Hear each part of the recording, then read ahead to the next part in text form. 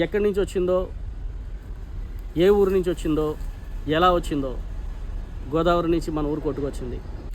1986లో వరదలు రావడం ఏంటి, ఆ వరదల టైంలో ఒక విగ్రహం తీసుకురావడం, ఒక రిక్షా కార్మికుడు తీసుకొచ్చి ఇక్కడ పెట్టడం ఏంటని చూస్తే అమ్మవారి దివ్య తేజస్సు చాలా చాలా బాగుంది. ఎక్కడ పూజలు అందుకుందో, ఎన్ని సంవత్సరాల నుంచి ఆవిడ అక్కడ ఉందో, మరి ఇక్కడికి ఎందుకు వచ్చిందో, ఇలాంటి విషయాల్లో ఏదో ఒక కారణం ఉంటుంది. ఆవిడ ఇక్కడ ఇలా ఉండిపోవడం అన్నది ఏ పూజ లేకుండా, ఏ గుర్తింపు లేకుండా ఇలా ఉండిపోవడం అన్నది మాకెవరికి కూడా ఇష్టం లేదు. అమ్మవారికి మంచిగా కార్యక్రమాలు జరపాలి, చక్కగా చూసుకోవాలనేటువంటి మంచి ఆలోచనతో ఈరోజు అమ్మవారిని బయటికి తీసుకురావడం జరుగుతుంది. చూడండి, ఈ విగ్రహం చూడండి. ఒక రావి చెట్టు కింద చిన్నగా 4 పలకలేసి ఆవిడని ఇక్కడ కూర్చోబెట్టారు. ఎంత అట్టహాసంగా, ఎంత పెద్ద గుళ్ళో ఉండి అక్కడి నుంచి ఇక్కడికి వచ్చిందో మనకు తెలియదు. కానీ ఇక్కడికి వచ్చి ఇటువంటి పరిస్థితిలో ఉంది.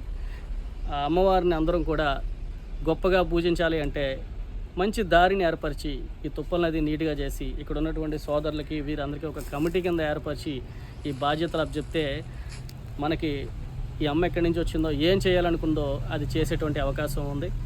చూసారు కదా విగ్రహం ఎట్లా ఉందో.